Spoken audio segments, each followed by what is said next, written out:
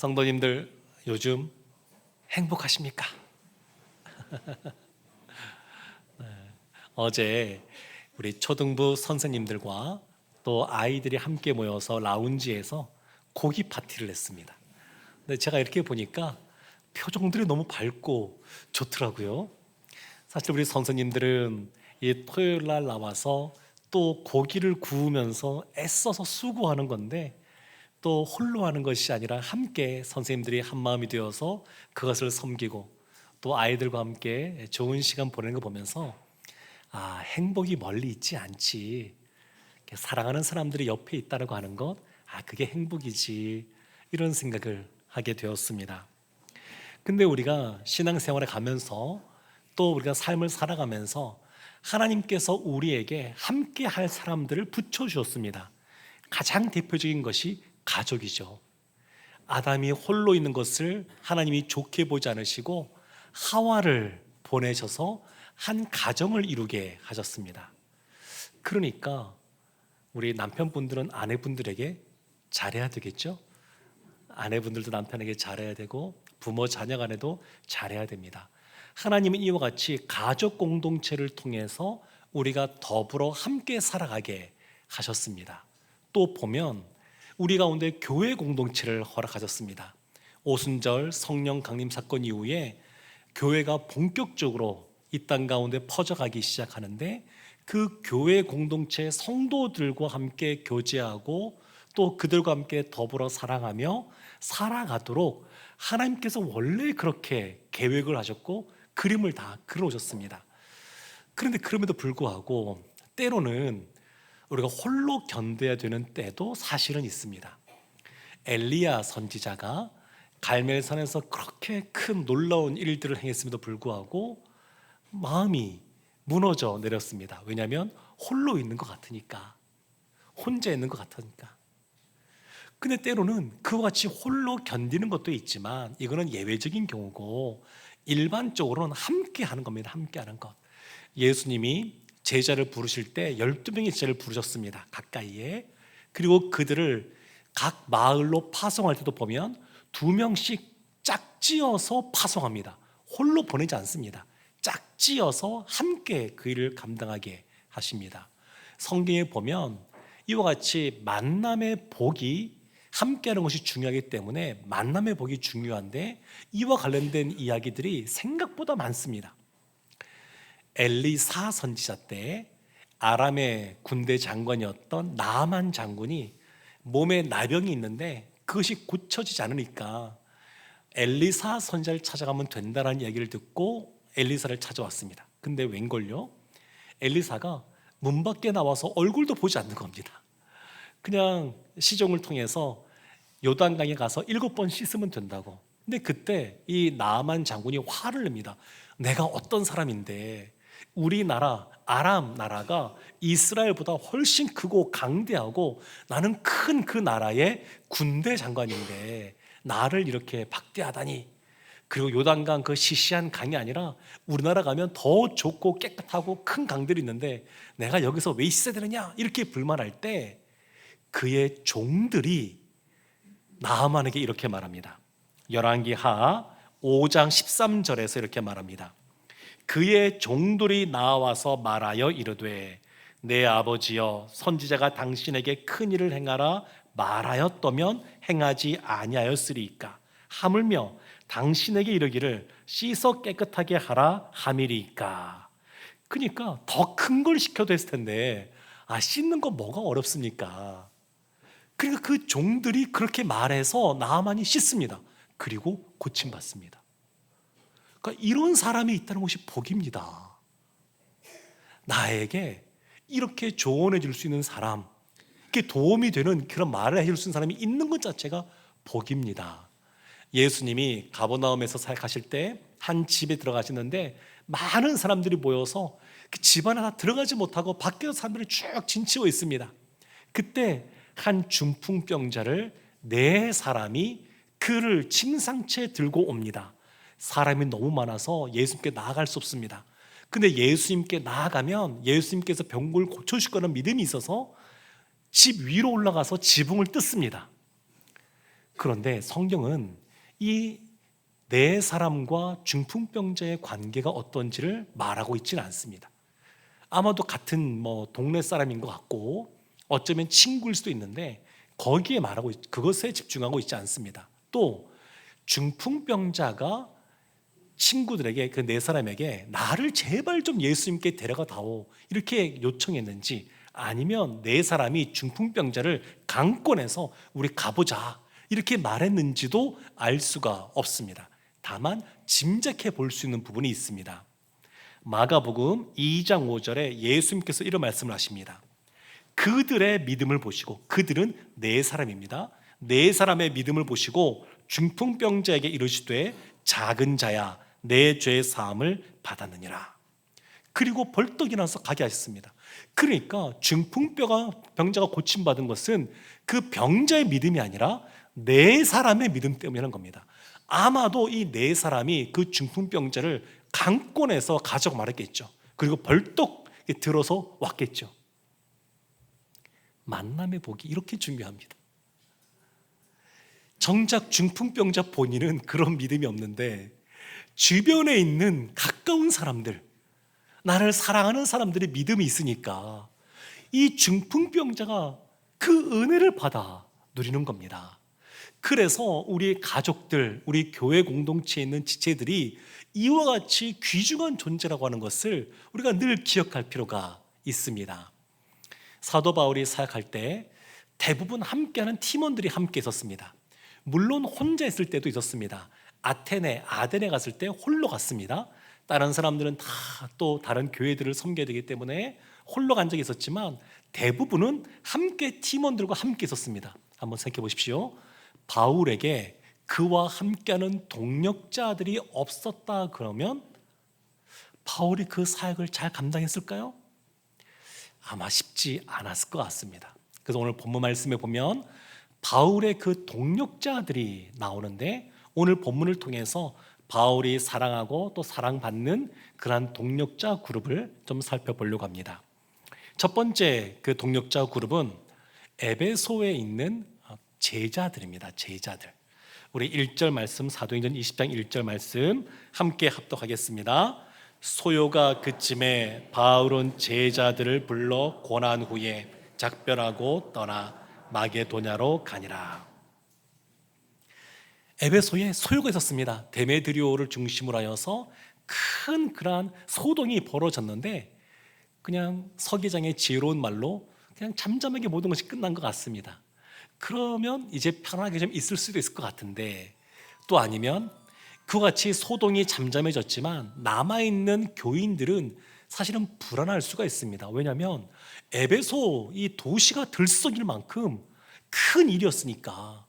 그러니까 그곳에서 예수님을 믿는 성도로 살아간다는 것이 마음이 불안해지고 두려울 수 있는 그러한 상황이었습니다. 그런데 원래 바울이 성령 안에서 작정된 마게도냐로 가기로 합니다.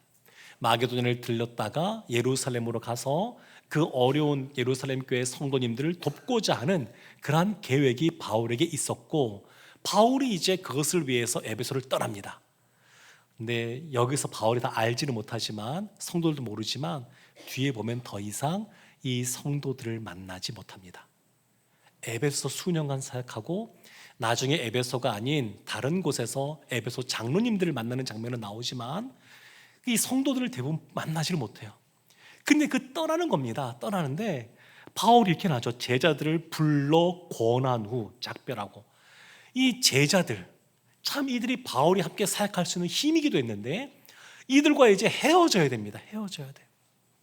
근데 그 헤어질 때 권했습니다. 이 권하다라고 하는 그 말은 파라칼레오라는 말인데 이 두 단어가 합쳐진 겁니다. 파라는 옆에라는 뜻이고, 옆으로는 뜻이고, 칼레오는 이렇게 부르다라는 뜻입니다. 그러니까 옆에 부르는 것이 권하는 겁니다.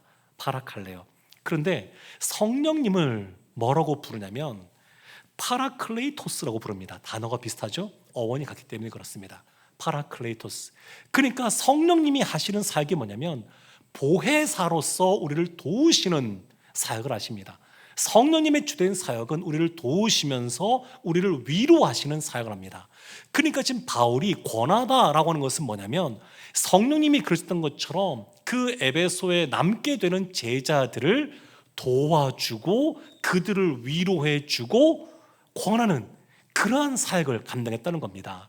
이것은 오늘날도 사실은 마찬가지입니다. 오늘날도 성령님께서 이와 같이 돕고 위로해주고 권면하는 사역을 하시기 때문에 성령의 사람들은 마찬가지로 이와 같은 사역들을 감당합니다. 그러니까 이 권하는 사역은 목회자로 부름받은 저만 있는 것이 아니고 우리 성도님들도 사실은 이와 같은 사명이 있습니다.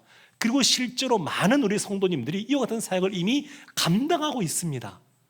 같은 순에서, 부서에서, 전도회에서 또 여러 가지 어렵고 힘든 분이 있으면 옆에서 같이 기도해주고 권면해주고 위로해주고 힘을 주고 그런 사역들을 이미 하고 있습니다. 그러니까 성령님이 그와 같은 사역을 하시기 때문에 성령의 사람인 바울이 그와 같은 사역을 하는 것이고 오늘날 우리도 그와 같은 일을 감당하고 있는 겁니다. 그러면 바울이 어떻게 제자들을 권했는가? 그것이 2절에 나와 있습니다. 우리 2절 말씀도 함께 합독하겠습니다. 그 지방으로 다녀가며 여러 말로 제자들을 권하고 헬라에 이르러. 여러 말로 권했다. 말로 권했습니다. 말이라고 하는 것이 참 날카롭기도 해서 다른 사람에게 상처 주고 다른 사람을 힘들게 하기도 하지만 말은 다른 사람을 회복시켜 주고 감싸주고 위로해주고 격려가 되게 해주는 그러한 것이기도 합니다. 근데 여기서 말하는 여러 말할 때 이 말 자체가 헬라어 단어로 로고스라는 단어가 쓰였습니다. 로고스. 그러니까 바울이 그냥 말을 한 것이 아니라 하나님의 말씀으로 권한 겁니다. 하나님의 말씀으로 그 제자들을 돕고 그들을 위로해주고 있는 겁니다. 그러니까 세상에 참 많은 말들이 있죠. 여러 가지 상담학도 있고 많이 있습니다. 근데 그런 것이 우리에게 위로가 되기도 하지만 진짜 우리에게 위로가 되고 우리의 도움이 되는 말은 뭐냐면 하나님의 말씀입니다. 말씀. 지금 바울이 하나님의 말씀으로 그 에베소의 제자들을 권하고 있습니다. 이것은 마찬가지로 오늘날 우리에게도 해당이 됩니다. 우리에게도 이와 같이 권해야 될 대상이 있을 수가 있습니다. 우리 주변에 하나님의 말씀으로 위로를 얻고 힘을 얻고 도움을 받아야 될 사람들이 있습니다. 떠올려지십니까? 어쩌면 그분이 VIP일 수도 있습니다. 이번 수능보 축제 때 그런 분들을 초청하시면 좋지 않을까 싶습니다. 근데 3절 말씀에 보게 되면 이제 이와 같이 권한 다음에 헬라에 이런데 헬라는 여기서 고린도를 말합니다. 한번 상상해 보세요. 여기가 아시아 대륙입니다. 아시아 대륙. 아시아 대륙이고 여기가 유럽 대륙입니다. 유럽 대륙. 아시아 대륙의 끝에 있는 나라가 터키, 튀르키예고요. 그 맞닿아서 있는 이쪽 유럽 대륙에 있는 나라가 그리스입니다. 그리스.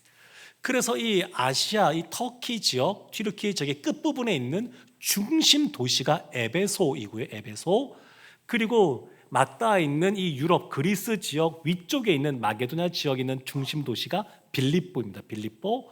그리고 그 내려와서 그 아가야 지역의 중심 도시가 고린도입니다. 그리고 이 세 도시 사이에 보면 바다가 있는데 그 바다가 에게해입니다. 에게해. 지금 바울이 2차 전도여행, 3차 전도여행을 여기를 중심으로 지금 왔다 갔다 하고 있습니다. 근데 지금 헬라는 지금 고린도를 지금 말하고 있는 것인데 그 고린도에 이르렀습니다. 그리고 3절 말씀 보면 고린도 거기에서 석 달 동안 있다가 배 타고 수리아로 가고자 할 그때에 유대인들이 자기를 해하려고 공모함으로 마게도냐를 거쳐 돌아가기로 작정하니 이렇게 말하고 있습니다. 석 달 동안 있다가 고린도에서 석 달 동안 있는 겁니다. 3달 동안. 바울이 이랬던 적이 있었나 싶습니다. 이방인의 사도로 부름받은 다음에, 아니 사실은 그 전부터도 원래 열심히 있던 사람이고요, 이방인의 사도로 부름받은 다음에도 뭔가 그 아라비아에서 사역하던 그러한 시간들, 달트나지 않았던 시간들이 있지만 뭔가 기다렸다 이런 표현들은 없거든요. 그러니까 지금 석 달 동안 기다리고 있는 겁니다. 뭔가 할 것이 있고 바쁜데도 불구하고 그냥 기다려야 되는 겁니다. 기다려야 되는 거. 지금 왜 기다렸을까 생각해 보면 이제 예루살렘으로 가고자 하는데 그 예루살렘으로 갈 때 6월절에 맞춰서 가려고 했던 것 같습니다. 그리고 이때가 겨울이니까 그 봄이 되어서 항해하는 것이 또 수월하니까 그때까지 기다린 것도 같고, 또 그것이 아니어도 기다리게 하신 것이 하나님이기 때문에 기다릴 수밖에 없었던 이유도 있었던 것 같습니다. 바울이 때 3달 동안 무엇을 했느냐? 아무것도 안 했느냐? 그건 아니고요. 이 시간 동안 잠잠히 있으면서 로마에 있는 교회에 편지를 써보냅니다. 그것이 기독교 교리의 정수라고 할 수 있는 로마서입니다. 이 3달 동안 로마서를 씁니다. 로마서. 그러니까 우리도 보면 또 우리나라 사람들은 워낙 빨리빨리 좋아하니까 뭔가가 급하게 이루어져야 될 것 같고 빨리 뭔가 이루어질 것 같아서 하나님께 간구하는데 하나님이 기다리라고 하실 때가 있습니다. 그러면 그때 어떻게 해야 될까요? 바울이 로마서를 쓴 것처럼 우리의 마음의 로마서를 써야 됩니다. 그 기다리는 시간 동안 두려워하거나 불안해하는 것이 아니라 하나님을 바라보는 훈련을 해야 되고 하나님을 더 신뢰하는 시간들을 가지셔야 됩니다. 그러면 그 기다림의 시간이 마냥 지루한 시간이 아니라 다시 한 번 더 하나님 앞에서 우리가 은혜를 받아 누리는 시간, 우리가 영적으로 성숙해지고 깊어지는 시간, 그런 시간이 될 수가 있습니다. 사랑하는 성도 여러분, 하나님이 기다리게 하실 때에 두려워하지 마시고 기다리십시오. 그 시간 자체가 의미가 있습니다. 바울이 첫 번째 그 동역했던 그룹으로 오늘 본문에서는 그 제자들을 설명하고 있고, 두 번째 그룹이 있습니다. 두 번째 그룹에는 구체적인 이름이 등장하는데 7명의 선교 팀원들이 있었습니다. 생각해보면 바울의 전도여행 중에 1차 전도여행 때는 바울과 바나바 그리고 마가라는 요한 3사람이 갔고요. 2차 전도여행 때는 바울과 실라, 디모데와 누가 4사람이 팀원이었습니다. 3차 전도여행 때 이제 이 바울을 제외하고도 지금 7명의 사람을 먼저 이야기하고 있습니다. 20장 4절 말씀인데 우리 4절 말씀 함께 합독하겠습니다. 아시아까지 함께 가는 자는 베레아 사람 브로의 아들 소바도와 데살로니가 사람 아리스다고와 세군도와 더베 사람 가리오와 및 디모데와 아시아 사람 두기고와 드로비모라. 이 7명의 사람인데 참 다양한 각 지역의 교회 대표라고 할 수 있는 사람들이 모였다고 볼 수 있습니다. 보면 1차 전도여행 때 더베 지역을 가거든요. 근데 이 더베 지역은 1차 전도여행의 열매로서 더베 사람 가이오와 디모데가 합류하게 되고, 2차 전도여행 때 이 베레아와 데살로니가를 가게 되는데 그때 그 소바도와 또 아리스다고와 세군도라는 사람이 합류하게 되고, 3차 전도여행 때 아시아 에베소에서 가게 되는데 거기에서 두기고와 드로비모가 함께하게 되었습니다. 그러니까 1, 2, 3차 전도여행을 통해서 그 전도의 열매 또 양육의 열매로서 이와 같은 사람들이 바울의 동력자로 선 겁니다. 동력자로. 그 지역의 대표적인 사람 들어갈 수 있는데 어찌 보면 이 사람들의 이름이 우리에게 굉장히 낯설어서 어떤 사람은 여기서만 등장하고 많은 그런 이름도 있고, 어떤 사람은 조금 우리가 잘 아는 디모데 같은 사람들도 있습니다. 한 사람을 좀 살펴본다 그러면 소바더, 베레아 사람 소바더라고 하는 사람은 베레아의 아주 대표적인 성도를 알 수 있죠. 데살로니가보다 베레아 사람들의 마음이 더 유순하고 열려있고 신사적이어서 말씀이 그러한가 상고하던 사람들, 그 사람의 대표주자, 그 사람들의 대표주자가 이 소바더입니다. 그 눈에 띄는 이름이 있는데 데살로니가 사람 아리스다고와 세군도입니다. 아리스다고라고 하는 이름은 그 말 자체가 뛰어나다 그런 뜻이 있어요. 이 안에 최고로 뛰어나다 이런 뜻이 그 이름 안에 있고, 이것은 이 당시에 귀족의 이름과도 연결되어져 있습니다. 그래서 아마도 아리스타고는 아마도 이 데살로니가에서 사회적 지위와 명망이 있는 그러한 귀족 출신이 아닐까 이렇게 봅니다. 그리고 함께 데살로니가 교회의 대표 주자로 있는 사람이 세군도인데, 이건 세쿤도, 영어로 말하면 세컨드입니다. 세컨드. 다르게 표현하면 넘버 투 이렇게 볼 수 있습니다. 어떠신가요? 세컨드, 넘버 투 정도만 돼도 괜찮은 것 같습니까? 근데 사실 이 당시에 노예를 부를 때 이름을 부르는 것이 아니라 숫자로 불렀습니다. 너 넘버 원 1번이야. 너 넘버 투 2번이야. 너는 3번. 이름도 안 불러요. 그냥 사람 취급을 잘 안 할 때니까 1번, 2번, 3번 숫자로 부른 겁니다. 세군도는 노예예요, 노예. 생각해 보십시오. 데살로니가 교회에 아리스타고라고 하는 귀족 출신으로 보이는데 사회적 지위와 명망이 있는 사람이 교인으로 있고, 동시에 노예인 이 세군도도 교인으로 있어요. 그리고 바울과 함께 동행하면서 선교팀에서 일하는 사람들 대표적인 사람이 이 두 사람이 같이 있습니다. 그러니까 오늘날도 이런 경우는 쉽지가 않은데 2000년 전에 이것은 굉장히 혁명적인 일이었습니다. 어떻게 가능했을까요?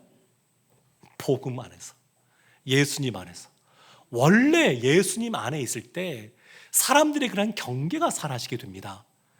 예수님을 섬기는데 빈부귀천이 있지 않습니다. 사회적 지위가 예수님을 섬기는데 중요하지가 않습니다.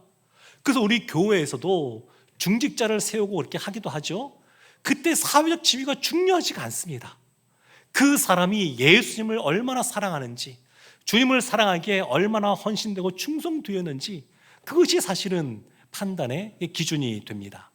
지금 이 아리스타고와 세군도가 함께 했다는 이 자체가 사실은 우리에게 큰 감동으로 다가옵니다. 더베 사람 가이오와 디모데는 사실 더베 바로 옆에 있는 루스드라 출신이거든요. 근데 되게 가까워요, 이 지역이. 그래서 아마 동양 사람으로서 그 전부터 친분이 있지 않았을까 싶습니다. 아시아 사람 두기고가 등장하는데, 이 두기고는 나중에 예루살렘뿐만 아니라 로마로까지 같이 따라간 사람입니다. 바울이 로마에서 감옥살을 하게 되는데 그때 밖에서 옥발하지 않은 사람이 두기고입니다. 그리고 교회 사적으로 보게 되면 감옥에서 바울이 에베소스도 쓰고 골로새서도 쓰는데 이것을 받아서 전해준 사람이 두기고입니다. 아주 충성된 사람입니다. 그리고 드로비모, 그러니까 모든 사람들이 다 이렇게 뭔가 많은 감당을 갖지만 드로비모는 마음은 있지만 몸이 따라주지 않습니다. 그래서 디모데 후서를 보게 되면 드로비모는 병들어서 밀레도에 남게 되었다, 이런 표현이 나옵니다. 예루살렘까지 같이 가지 못합니다. 아파서 남게 되는. 사랑하는 성도 여러분, 그렇지만 이 바울의 선교팀이 여기에서 지금까지 1차, 2차에 비해서 배 이상 그 팀원들이 많아지게 되고, 그리고 이 사람들의 그 이름이 구체적으로 나오며 더군다나 지역도 정확하게 기록이 되어 있습니다. 지금 이 누가가 의도적으로 쓰고 있는 겁니다. 왜 이 사람들, 유명한 디모데 같은 사람도 있지만 그러지 않은 사람들도 있는데 왜 이렇게 정확하게 쓰고 있는가? 이것은 그만큼 하나님께서 이와 같이 바울에게 이 선교 팀원들을 아주 의미 있게 붙여주셨다는 것을 알 수가 있습니다. 이들이 바울의 아주 사랑하는 동력자 그룹, 두 번째 그룹입니다. 세 번째 그룹이 오늘 본문에 등장하는데 5절과 6절에 나와 있습니다. 우리 5절과 6절 말씀 함께 합독하겠습니다. 그들은 먼저 가서 드로아에서 우리를 기다리더라. 우리는 무교절 후에 빌립보에서 배를 떠나 닷새 만에 드로아에 있는 그들에게 가서 이레를 머무니라. 아멘. 5절 보면 그들은 나오, 그들이 7명의 사람입니다. 우리가 등장합니다. 우리는 누구냐면 사도행전을 쓴 누가가 포함된 인원입니다. 그러니까 우리는 적어도 알 수 있는 사람은 바울과 누가인 걸 알 수 있습니다.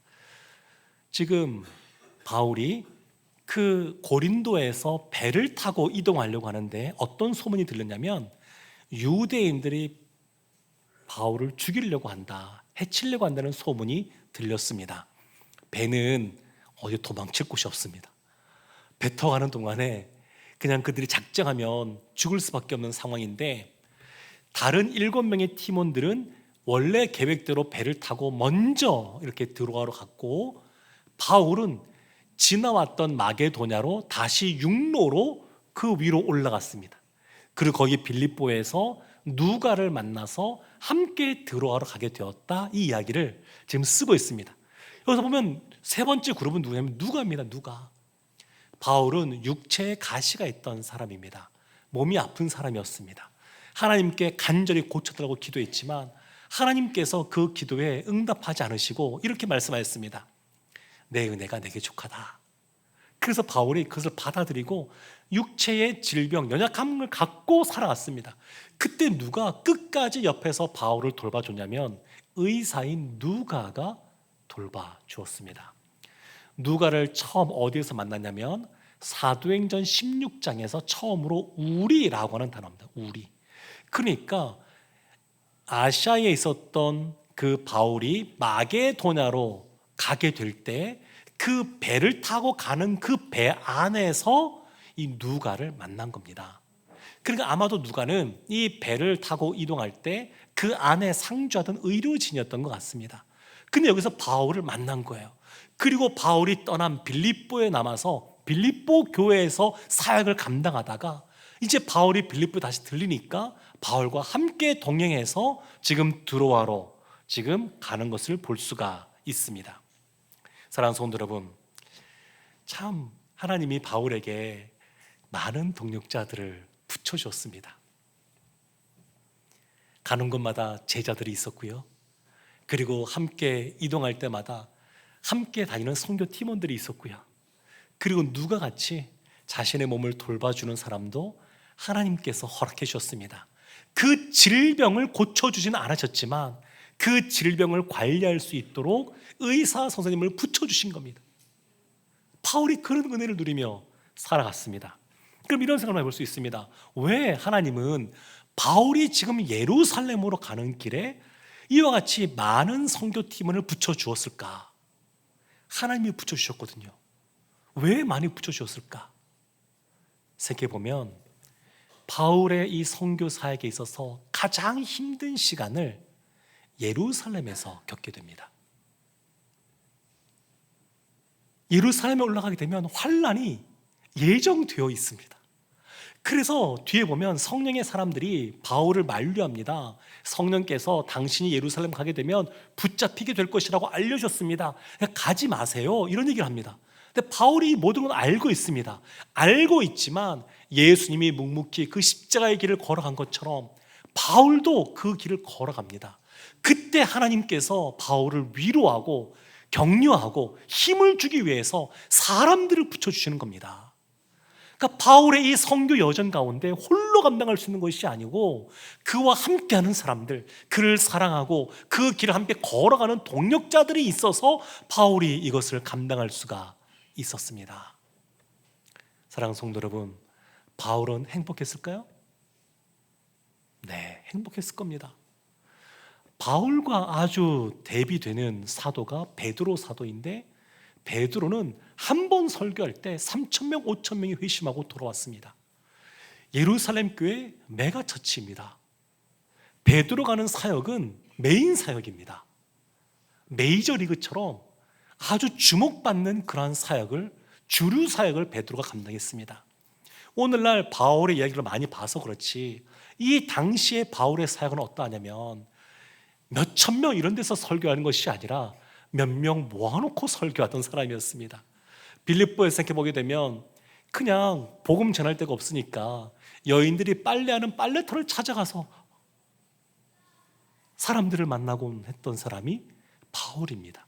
어찌 보면 비주류로 보이고 메이저리그가 아니라 마이너리그에서 뛰는 사람처럼 보이고, 그리고 뒤에 보면 바울이 행했던 것처럼 바울도 행한다는 것을 누가 계속해서 보여주고 있는데, 그것은 그만큼 바울의 그 그림자, 바울이 따라가는 그러한 길들이 사람들이 그다지 인정받지 못하던, 주목받지 못하던 그러한 길이라는 겁니다. 그럼에도 불구하고 우리가 바울이 행복한 사람이다라고 생각하는 것은 주변에 함께하는 사람들이 있다는 겁니다. 하나님은 우리가 원래 홀로 살도록 하지 않으시고 함께 살아가도록, 신앙생활도 혼자 하는 것이 아니라 함께 하도록 그렇게 하나님은 애초에 계획을 하셨습니다. 그래서 옆에 있는 사람들이 너무너무 귀한 사람들입니다. 우리가 그렇게 귀한 사람들입니다.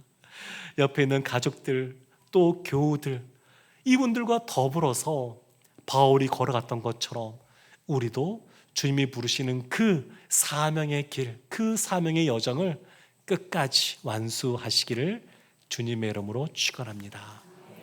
아멘. 우리 이 시간 말씀 생각하면서